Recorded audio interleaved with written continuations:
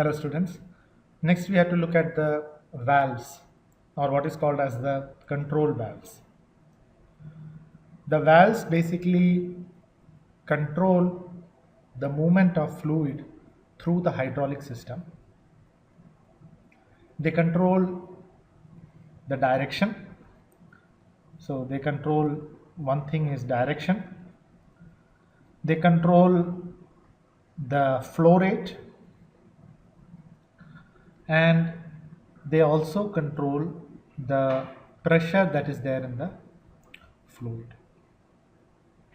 Based on these three applications, that is for controlling the direction, for controlling the flow rate, for controlling the pressure, we have three kinds of valves which are called as the direction control valves, the flow control valves, and the pressure control valves. Let me expand this a bit. What are direction control valves? Basically, direction control valve control three things: whether the fluid should flow, that means whether it should be on or it should be off, and the third one is the direction. So suppose if you are having a valve which has three outlets, or three ways it is called as. One is used for controlling the input, the other two are for the output. So at a time, fluid may flow through this outlet. At a different time, this will be closed and fluid may flow through this outlet. An example of that is basically a spool valve. A spool valve will basically control the direction. Next is a fluid flow rate valve, which basically controls the flow rate of the fluid in the hydraulic system.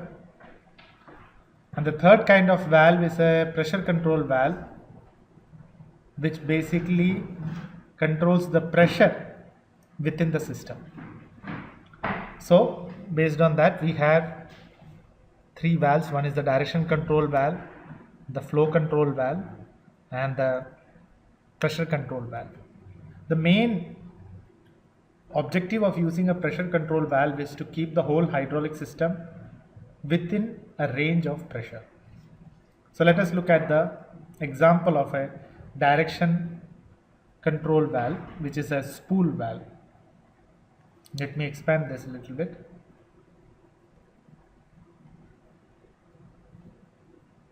So here I have drawn three diagrams.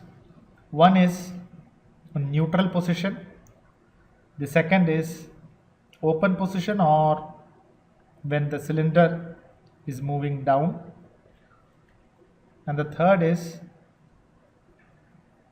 another open position when the cylinder is moving up. So the spool valve is basically this much portion only. Only this much portion is the valve. This is the cylinder, and here is where the movement will be, either up or down, and that will be basically by connected to this piston. Based on the movement of the piston, the movement will go up or down, and that control, whether it should move up or whether it should move down, is controlled with the help of this spool valve. So now let us have a look at the spool valve. As you can see here, there are three ways or three outlets, in which one of them, the central one, is used as the supply or the inlet, and the other two are used as the return path, or they are used as the outlet. What we see here is a kind of stopper. We are having three stoppers connected together with a single line or a single rod. This is the neutral position. As we can see that the inlet to the supply is also completely off, because this is not open. Similarly, the return supply is also off or it is closed, because of which no fluid is coming out from here. So whatever fluid is there remaining in this chamber and whatever is remaining in this chamber is as such remaining there, because of which the position of the cylinder is, or the position of the piston is fixed, and this is the neutral position. Now remember, in this position whatever is connected to the piston, that will stay in that position. So if you want to lift something with the help of a hydraulic arm, after lifting it, if it has to stop in a position, the neutral position will basically help to stop the movement of this piston. It will stop the movement of this piston, because of which it will hold that position. Generally this is not very good in the case of electric drives. It's very good in the case of hydraulics and pneumatic drives. Next is the open position when the cylinder is moving down. What happens here is, you can look at this valve. What has happened to the spool valve is, because we have moved the spool valve little bit down, we have moved this rod down, because of which the supply path is now open and fluid can flow in. And because this stopper is connected to it, the bottom stopper is connected to it, that has also opened the return path, and oil will or fluid will come out from here, whereas the top return path is totally closed. So what happens is, within this cylinder new fluid is coming in, and from this cylinder the fluid is being pushed out, because of which the piston basically moves down, and this movement is happening because the spool valve has opened up the supply and the bottom return path, and at the same time closed the top return path. So let me again rub off the markings so you can see it very clearly. So what happens is, as the top portion of the cylinder gets filled up, the piston moves down, and because of that whatever is attached to the piston, that will also move down. The third position is when we are moving the spool valve from the neutral position to up. So when we pull this one up, what happens is, the top return path opens, the supply path also opens but from the bottom side, and the lower return path is totally closed. So there is nothing that is coming out from here, whereas this is open, so whatever fluid is there, that can return from this path, and new fluid can fill the bottom chamber of this cylinder. The bottom chamber will get filled up, because of which the piston is basically pushed upwards. Because the piston is moved upwards, whatever is attached to the piston will also move up. So this one moves down, whereas this one moves up, and all this is happening by just controlling this spool valve by either holding it at a middle position or pushing it down or pulling it up. Now in certain case, this spool valve is connected to a servo motor for this movement up or down. The spool valve, this rod is connected to a servo motor to move it up or down, or to move the spool valve, and that combination is basically used in most of the high power robotic actuators.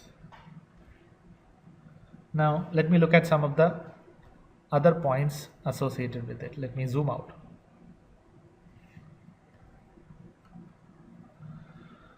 So as written here, when you attach a servo to it, what you have is basically called as a servo valve, and the servo valve as well as the cylinder with the piston together is called as a hydraulic servo motor.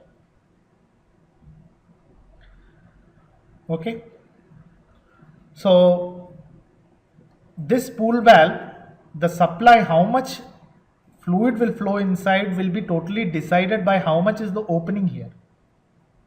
If the opening is more fluid will come here, because of which the piston will move down at a greater velocity. So the movement, if you want to achieve good movement, this inlet has to be opened with a wider mouth so that more fluid is pushed inside. So that can be controlled using the servo motor that is attached to this rod, because the servo motor can open or close this supply route efficiently. So if you want to control the velocity, you have to calculate what should be the opening of the supply route.